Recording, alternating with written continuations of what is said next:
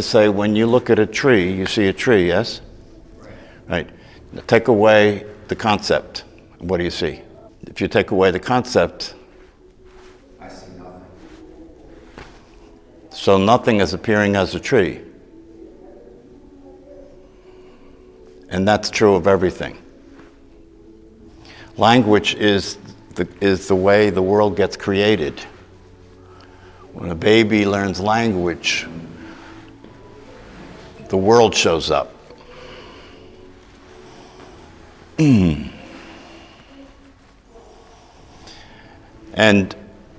part of the language is you. The world shows up and you show up. You show up as the concept that you have of yourself, the image that you have of yourself as a physical body and as a person.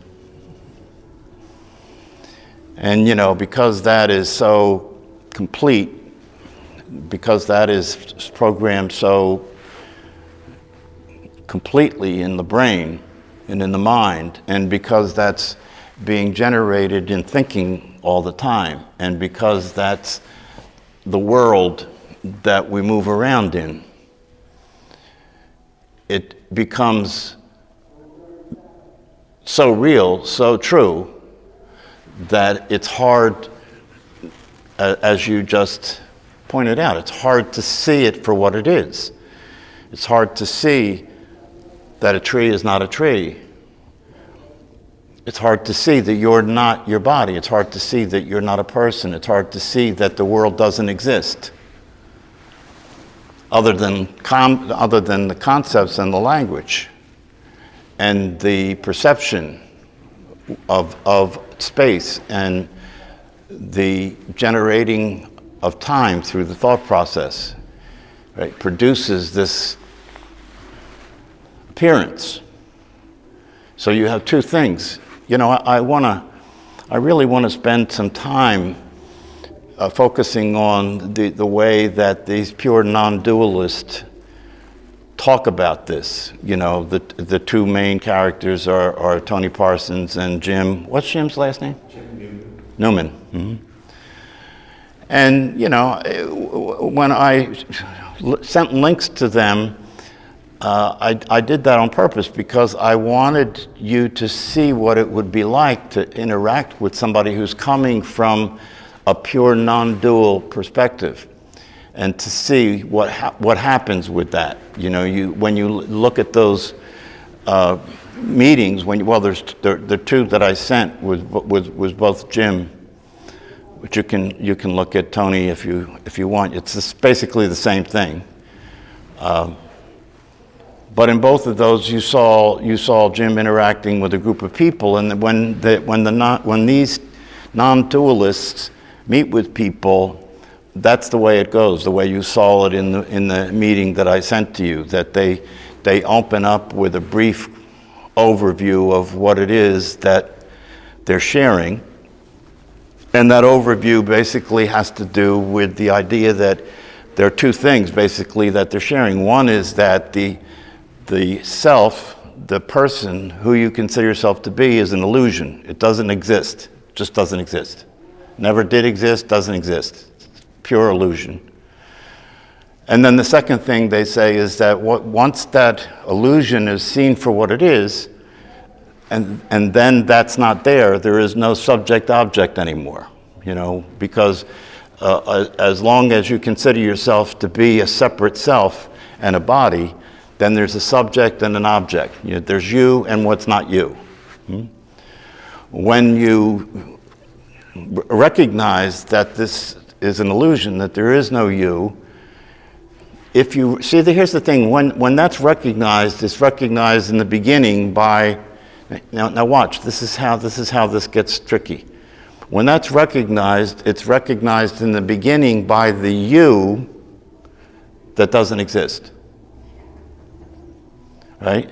And this is the problem that happens when they go to talk to people about this, because when that's heard and recognized, because it can be recognized conceptually, and when that's heard and recognized, and then people attempt to interact with somebody about it, all they're going to find themselves is just getting corrected, because they will speak from the you that doesn't exist. And then the person who has presented this will point out to them that you doesn't exist. And it just keeps, you see in the interactions, it just keeps going around in circles, that no matter what people say, they're speaking from the world of the one that they think is real. And so the person that's trying to share it just keeps correcting that. The idea is that initially it's understood as a concept. But if you stay tuned, if you don't just go to a meeting and hear that as an academic teaching, you know what I mean? You just go, it's an interesting concept, right? Or you're learning it, you're learning something about it. That's not going to go anywhere, because in order to break through the illusion, you have to keep looking at it.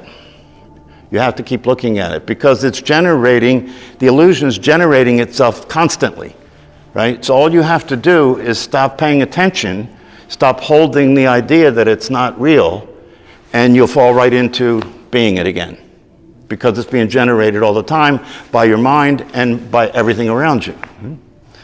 However, if you do stay with it, and this then becomes Atma-Vakara, this then becomes self-inquiry, right? Because the practice of self-inquiry is the practice of consistently paying attention to the generation of the illusion.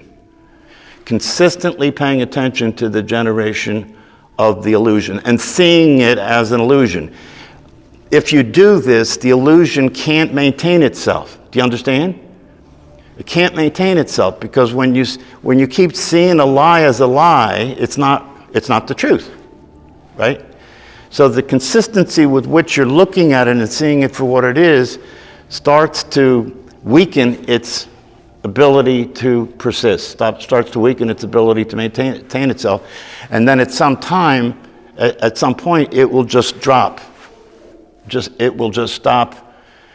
It will just stop occurring to be real. Now, this is a very important point. It will stop occurring to be real. This is where a lot of people get confused.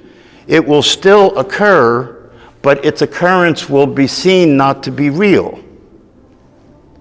Right?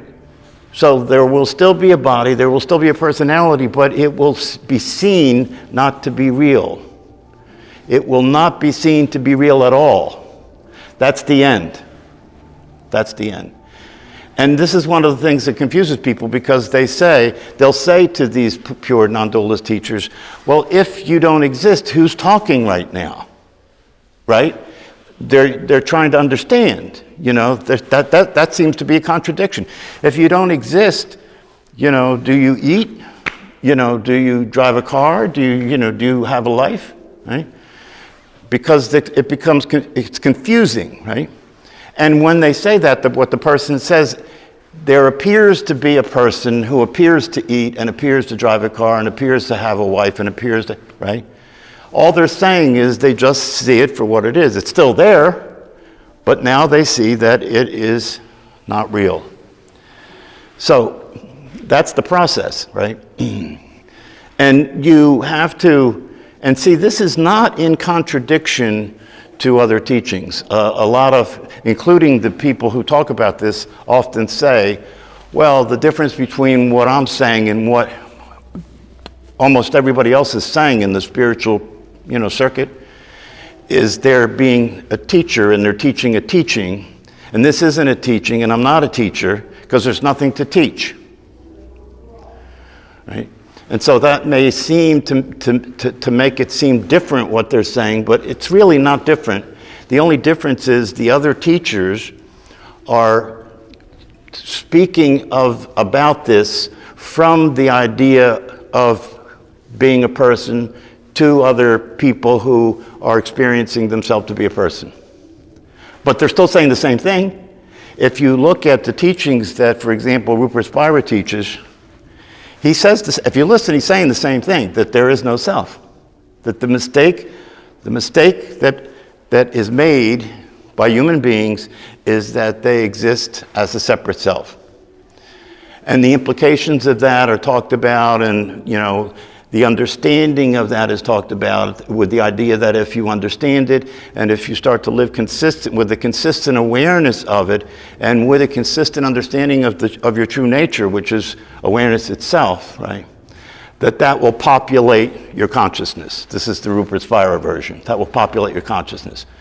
But you'll end up, through that population of your consciousness, you'll end up in the same place that the non-dualists are talking about, which is that you'll see consistently the truth, that there is no person, there is no self. Now, having seen that, I was listening to Paul yesterday, and somebody asked him a question about this very thing. Right?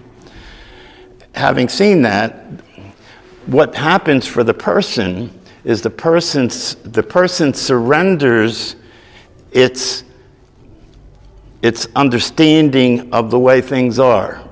In other words, it surrenders its understanding that it does anything, that it's a doer, right? It surrenders its understanding that there's anything to do, there's any place to go. Because without the existence of the person, all there is what's happening, and what's happening is the person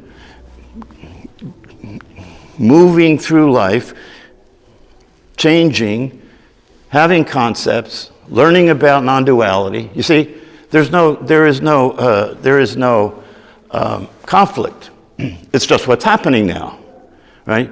But the difference from the experiential viewpoint, the difference is the person surrenders its neuroticism. It surrenders the idea that there's any need to be concerned about anything. It surrenders its idea that there's any need to find something out that will make a difference. That there's any need to get some question answered or to find out what's really going on. That stops. And the experience of that stopping is calm. It's just a calmness, just an ability to let go and appreciate and be happy and experience the joy of seeing things as they are. That's the bliss. That's the bliss. That's what happens in the world of the person, which is an appearance, but nonetheless, there's an experience of fulfillment because there's no question anymore. There's experience of bliss because it's thrilling and enjoyable to see things as they are. It's thrilling and enjoyable to look at a tree and know that there's a concept about that called a tree, and be able to enjoy and be thrilled and excited by looking at that not as a tree and seeing its magnificence, just seeing the way it is. You don't know what it is. When you look at it and you don't know what it is, it's like amazing, isn't it? Right? When you look at anything and you don't know what it is, it's amazing. So this is the thrill of being alive, is to be with the mystery, is to be in the world but not of the world, to see the truth, which is that we don't know anything. There's nothing to know. And although that's the case, we can still move around in that nothing, because that nothing is appearing as something, and the nothing that we are is appearing as something, and that's all there is. There's nothing outside of it. Somebody brought up this question that I was taught. One of my students brought this question up, and they said that, and I've heard this come up too in conversations with these non-dual people. They said it seems cold. It seems cold that nothing that is appearing as something has no concern, has no care, isn't trying to do anything, it just is. That's all you can say about it. It just is. And that seems kind of cold. Well, love, it's often spoken about that the reality of what we are could be called love, right? But the idea of calling it love is on the side of it where we're relating to it conceptually. That's coming from the side of it where we're relating to it conceptually.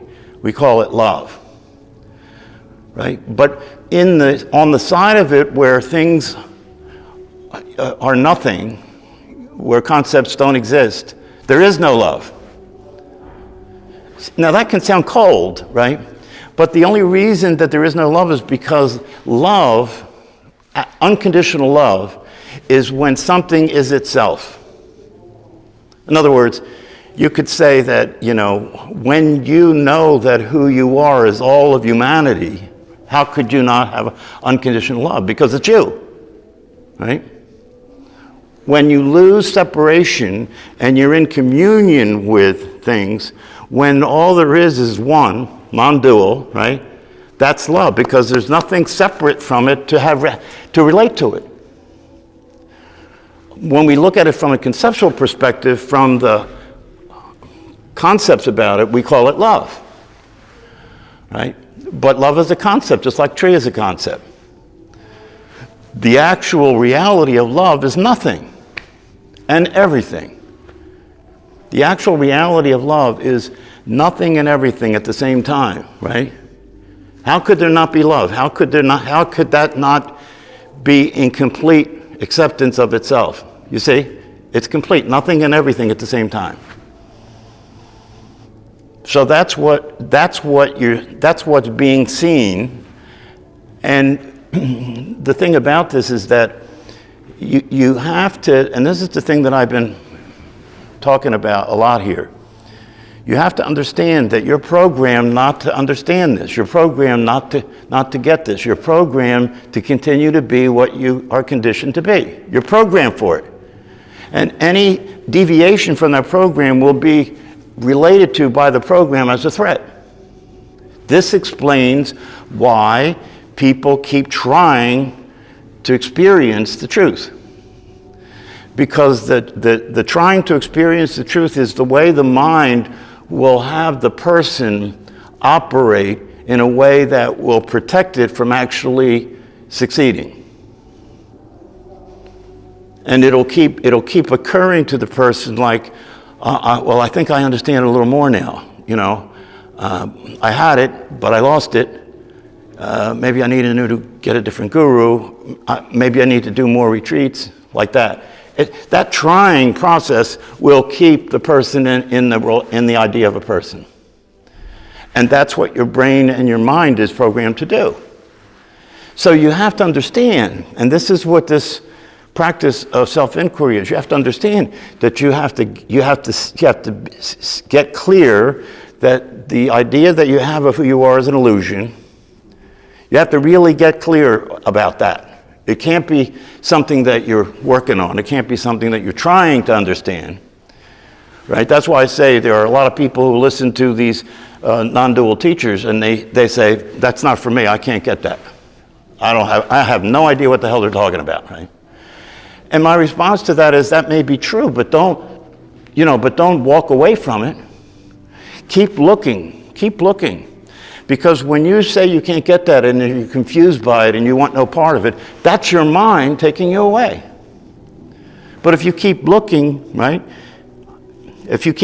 Because if you can get the idea that there is no actual self, that there's no actual person, if you can get it when it's said by Rupert or Eckhart Tolle or whoever, wherever you get it, right? Then just understand that when these non-dual teachers are teaching, that's all they're saying. They're just, the way they're expressing it, the way they're sharing it, is they're being that way with you, right? They're being nobody. They're being nobody.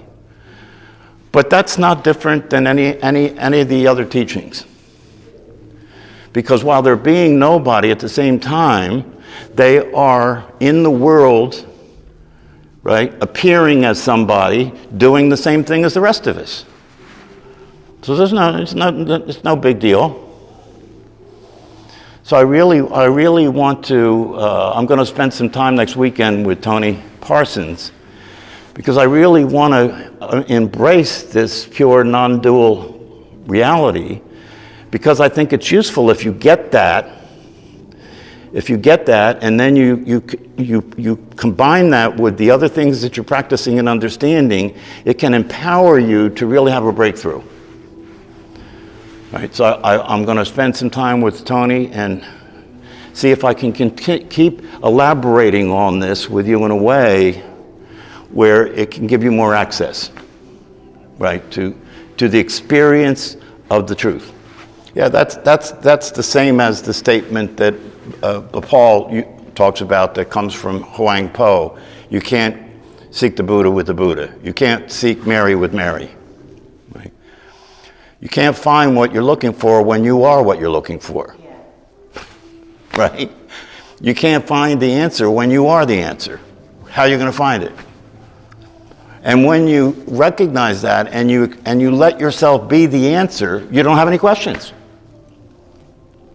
When you let yourself be what you already are, which is the easiest possible thing you can do, you can begin to enjoy it. Not just as nothing, but as something. Not just as awareness, but as the person.